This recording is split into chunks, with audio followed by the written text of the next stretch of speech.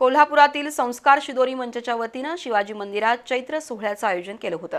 या निमित्तानं महागोधडी उपक्रमाला प्रारंभ झाला। श्रावण महिन्यात सप्तशृंगी देवीला ही गोधडी अर्पण केली जाणार आहे। या कार्यक्रमादरम्यान कर्तृत्ववान महिलांचा पुरस्कारानं गौरव करण्यात आला। कोल्हापुरातील स्मिता खामकर यांच्या पुढाकारातून संस्कार शिदोरी मंचची स्थापना झाली। या मंचतर्फे महागोधडी बनवण्याचं काम गेल्या 3 वर्षांपासून सुरू आहे। त्यामुळे ग्रामीण आणि शहरी महिलांना गोधडी शिवण्याचं प्रशिक्षण आणि रोजगार उपलब्ध झालाय।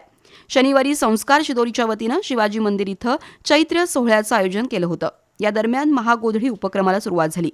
अनेक महिलांनी महाराष्ट्राच्या लोकसंस्कृतीचं दर्शन घडवलं। विविध लोकनृत्य सादर करून उपस्थितांची वाहवा मिळवली।